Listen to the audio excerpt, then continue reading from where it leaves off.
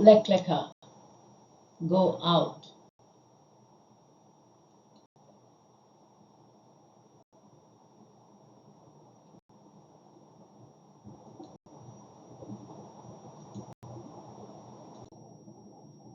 Outline of Torah portion. Genesis chapter 12, verse 1 to chapter 17, verse 27. Abram lived in Mesopotamia, in the city known as Ur. He was born into a culture of idol worship. His father, Terah, was a polytheist. City of Ur was near Euphrates River in southern Iraq. Genesis chapter 11, verse 27 to verse 30. We are given the genealogy of Terah, father of Abraham. Torah says that Terah took his son Abram, his son Haran's son Lot, and Sarai, his daughter-in-law, his son Abram's wife, and they left Ur of the Kasdim to go to the land of Canaan. But when they came to Haran, they stayed there. Terah lived 205 years and he died in Haran. Abram's journey from Ur to Canaan. Instruction from Adonai to Abram. Adonai said to Abram, "Get yourself out of your country, away from your kinsmen, and away from your father's house, and go to the land that I will show you." Genesis chapter 12, verse 1.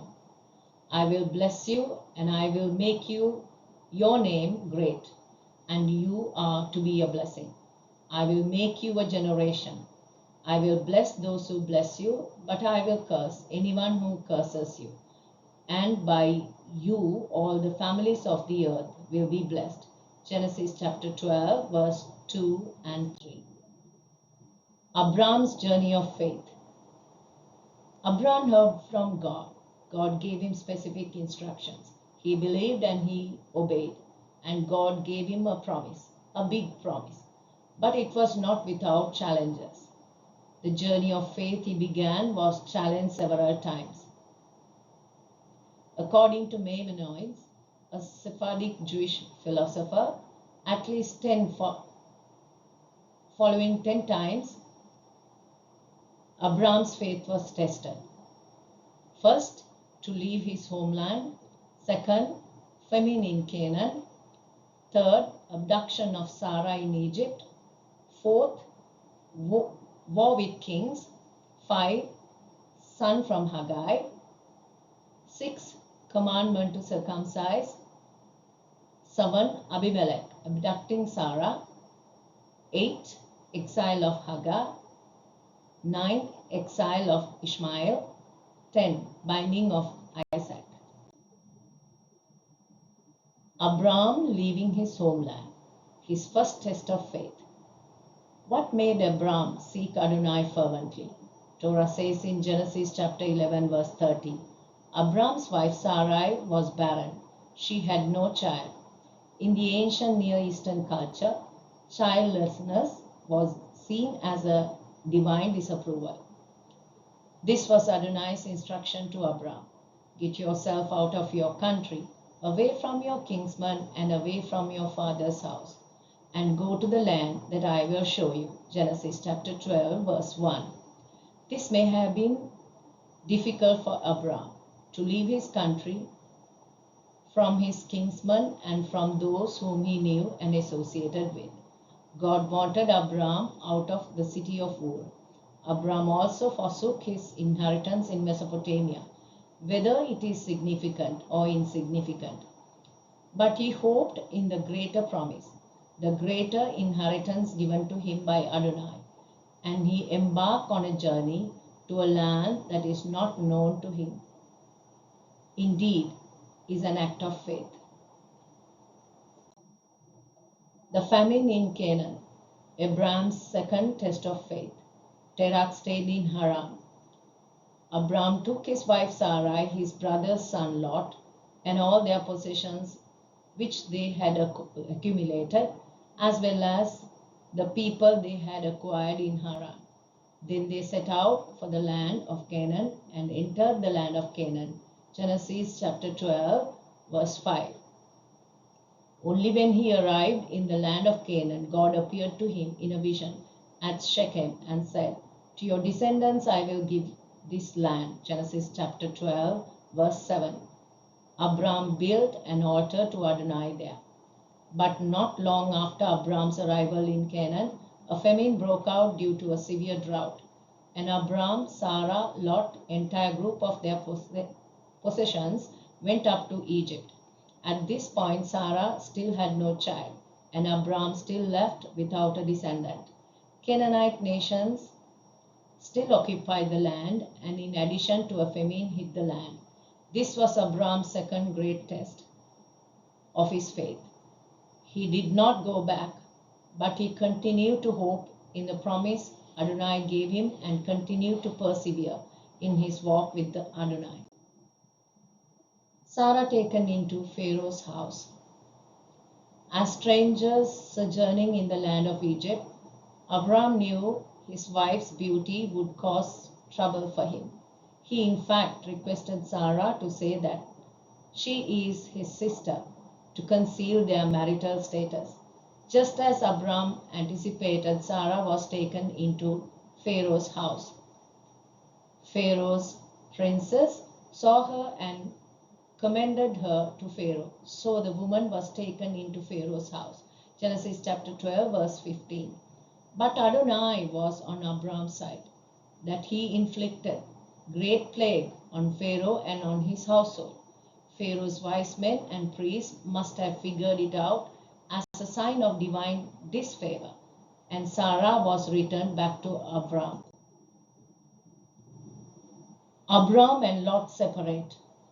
So Abram, Sarah, Lot and their servants went out of Egypt and they came to Negev. Torah says that Abram was wealthy with much cattle and silver and gold. From there he came to Beth El, where his tent had been earlier, between Beth El and Ai, where he first built the altar. There Abram called on the name of the Lord. Both Abram and Lot had herds and flocks, and their numbers were increasing. There was disputes between the herdsmen over grazing territories and water rights. Abram said to Lot, "Please, let's not have quarreling between me and you, or between my herdsmen and yours, since we are kinsmen." Genesis chapter 13, verse 8. So they decided to part. Abram was Lot's senior, but he gave Lot the first choice of territory. He said, "If you go left, I will go right. If you go right, I will go left." Abram was generous and acted with humility. He valued his relationship with Lot, his nephew. He wanted peace between them. Adonai's promise to Abram. Lot chose all the plain of the Jordan for himself, and he traveled eastward. So Abram and his nephew separated themselves from each other. After Lot moved away from Adonai,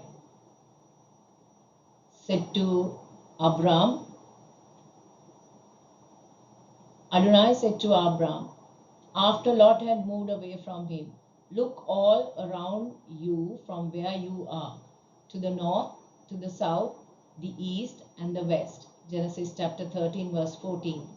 "Get up and walk through the length and breadth of the land, because I will give it to you." First war in the Bible. Abram rescues Lot. His fourth test of faith. This war is receiving attention because Abram and his nephew Lot are mentioned in the events that take place.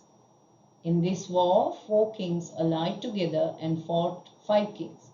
The 4 kings consisted of Amraphel of Shinar, Arioch of Elasar, Kedorlaomer of Elam, and Tidal of Goim. The group 5 consisted of Bera of Sodom, Bersha of Gomorrah, Shinab of Admah, Shemeber of Zeboim, and the king of Bela. The war started when the 5 kings rebelled against Kedorlaomer, of whom they served for 12 years. One of the battles took place in the valley of Siddim. King of Sodom and Gomorrah fought Kedorlaomer and his allies. King of Sodom and Gomorrah lost the battle and had to flee. Their cities were taken captive by the enemy. Lot, Abram's nephew, was taken as a prisoner.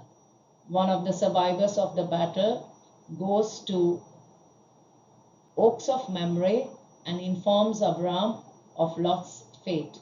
He rallied 318 trained men and pursued Lot's captors to Dan. Abram recovered all the goods and brought back his nephew Lot with his goods, together with women and other people.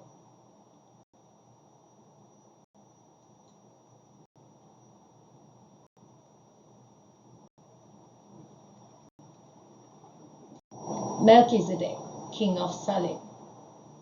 Meaning of Melchi is my king or my counsel. Zedek means righteous. He was from Salem, an early name for Jerusalem. Melchizedek, king of Shalem, brought out bread and wine. He was Kohen of El Elyon, God Most High. Genesis chapter 14, verse 18. Melchizedek was king and priest. In Judaism and in Messianic Judaism, Sabbats and holy days, except fast days, are begun by blessing God over 2 freshly baked loaves of bread and special ritual cup of wine. Melchizedek was the first person in the Bible to bless God. Blessed be Abram by God Most High, creator of heaven and earth, and praise be to God Most High, who delivered your enemies into your hand. Genesis chapter 14, verse 19 and 20. And Abram gave a tenth of everything. Blessing God is a way of praising Him. Blessing God is to acknowledge that He is blessed, that He is worthy. King of Sodom. The king of Sodom said to Abram, "Give me the people and keep the goods for yourself."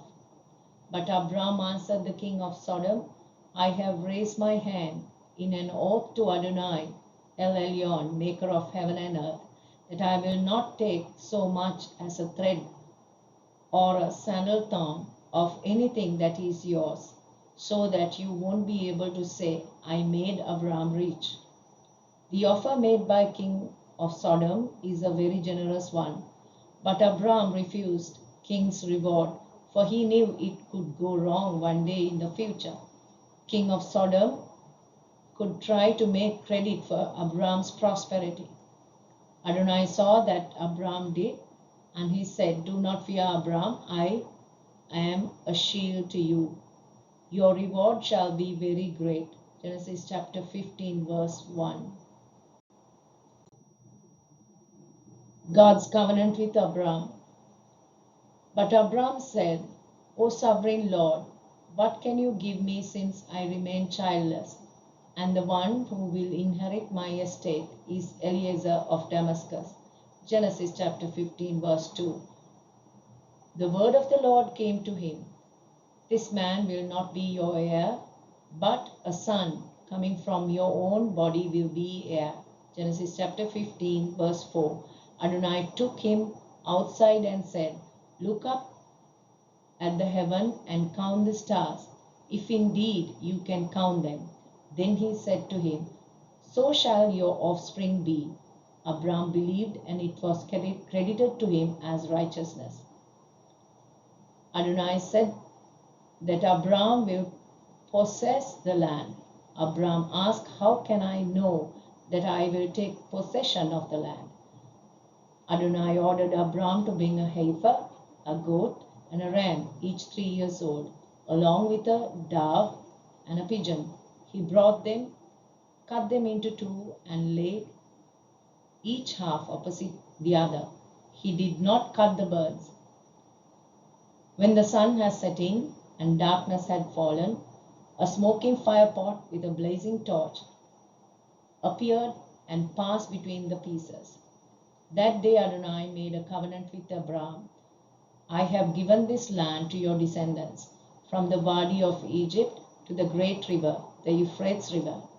Genesis chapter 15, verse 18. Long wait for a promised son, fifth test of Abraham.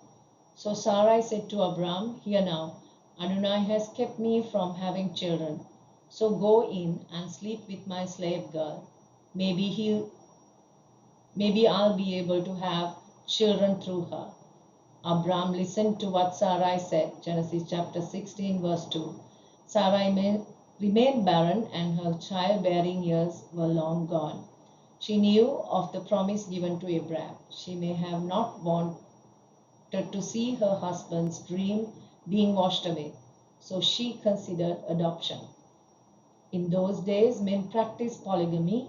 Abraham was 87 years old. Until the time, Abraham remained faithful to his one wife. Sarai hoped that she will be built through her, Hagar. Abraham gave in to Sarai's suggestion, and it was a mistake. Probably Abraham did not pass the fifth test. Hagar and Ishmael.